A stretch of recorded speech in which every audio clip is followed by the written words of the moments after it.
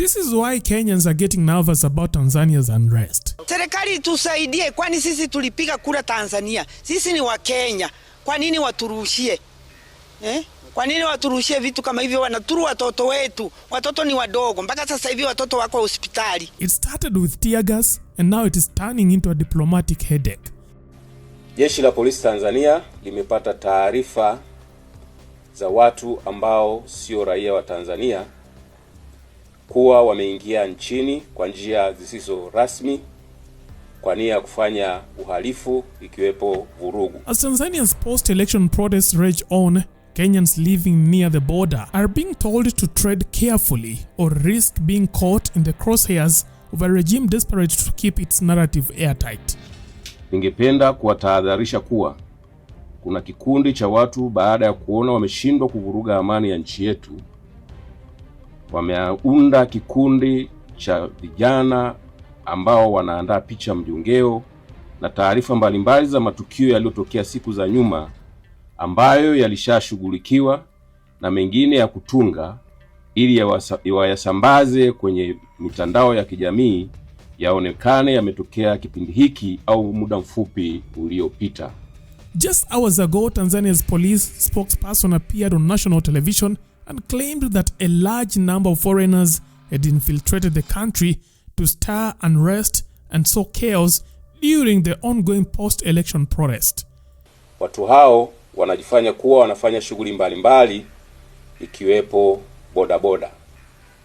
Taarifa zinasema watu hao wapo katika mikoa ya Arusha, Dar es Salaam, Mbeya, Mwanza, Songwe na mikoa mingineyo. No names were mentioned, but the subtext was impossible to miss.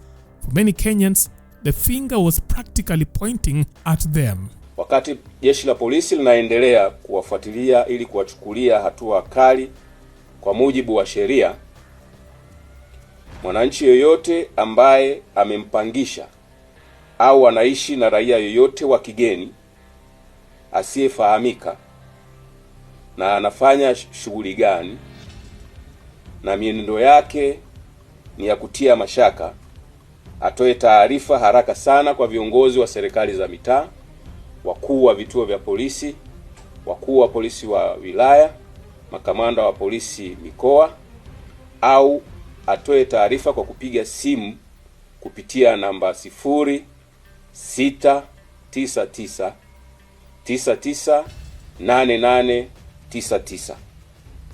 Asipotoa taarifa na watu hao wakikutwa nyumbani kwake au kwenye biashara yake, hatua kali za kisheria zitachukuliwa dhidi yake.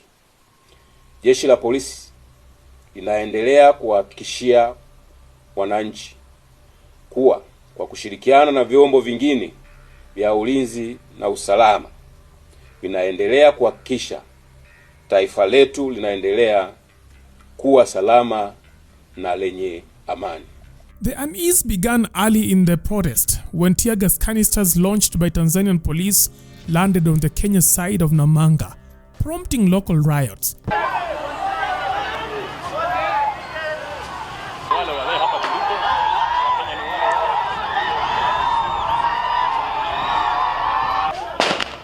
Infuriated residents along the border didn't just protest.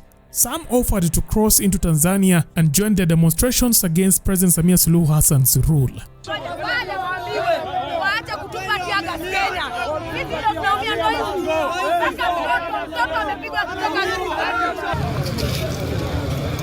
That show of cross-border solidarity spooked authorities. In response, Kenya's Interior Principal Secretary issued a public warning, urging citizens to stay out of Tanzanian affairs, and more importantly, stay out of Tanzanian territory. I wouldn't want to speak to what is happening in Tanzania.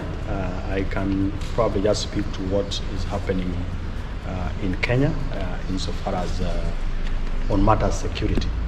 And my point is that as a country, we have laws and regulations that guides whether it's demonstrations or protests. And my appeal is that anyone who might want to be engaged or participate in any form of protest or demonstrations, let's do what the law allows us to do. to our friends in Tanzania, I'm sure they also have ways and mechanisms of dealing with their issues. So they are our friendly neighbors, and we want to wish them well as they go through their processes, which are addressing the other side, specifically in Namanga. There are some issues currently happening in Namanga on our side, the Kenyan side. I think the point is anything that is outside the law on the Kenyan side, we definitely will do what the law allows us to do. And also just to take the opportunity to appeal to anyone, not to take the law into their hands and just do what is expected.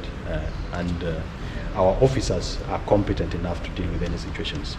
If there will be any inconveniences in terms of movement of cargo and people, I believe that the officers at our points of entry and exit must be able to advise those who are moving in a manner that then we don't endanger anyone's life or the businesses that people undertake. Further west in Isbania, things have escalated. Residents claim that since the protest erupted, Tanzanian riot police have been firing tear gas into Kenyan homes and even shooting indiscriminately in their direction. Maaskari ya Kenya tunataka watusaidie usaidizi kwa sababu tulipata majanga mengi kwa sababu watu waliumia sana. Hata watoto waliruhusiwa kwenda kwa shule, walikuwa wanafanya mtihani na hapo ni jirani tulikuwa tunafanya kazi. Some say they have witnessed Tanzanian police vehicles patrolling dangerously close to the Kenyan side with riot gears and raised rifles. Tukiishi na ndugu zetu wa Tanzania kwa njia ambayo ni ya kupendeza na nzuri, tumefanya biashara ambazo ni upande wote, lakini karibuni kumekuwa na maandamano Tanzania kwa sababu ya za kisiasa. Imefikia sasa matatizo ni pale wanarusha vitoa machozi ama tunaita tear gas kwa lugha ya Kiingereza. Imesababisha baadhi ya watu hapa kupata hasara, watoto wakipigwa na tear gas. Serikali tusaidie, kwani sisi tulipiga kura Tanzania. Sisi ni wa Kenya. Kwa nini waturushie? Kwa nini waturushie vitu kama hivyo? Wanaturu watoto wetu. Watoto ni wadogo. Mpaka sasa hivi watoto wako hospitali. Sisi hatuna uhusiano wowote na hiyo uchaguzi wa Tanzania, na imetupata kwa bahati mbaya kwamba imetuingizia hata sisi hasara. Hii maandamano, wale wanaandamana wanakuja huku, vijana wanachanganyikana, so Wakenya wanaumia, hao maaskari wanarusha vitu huku Kenya na inasababisha sana biashara iadhirike. Ile njia utazuia kutoumia, usikaribie wapi? Mpakani. Pale kwa mpaka. Kenya ambaye imerushwa usikimbile ushuke, ukitaka kurusha wapi tena huko? Huko, sababu itakuumiza.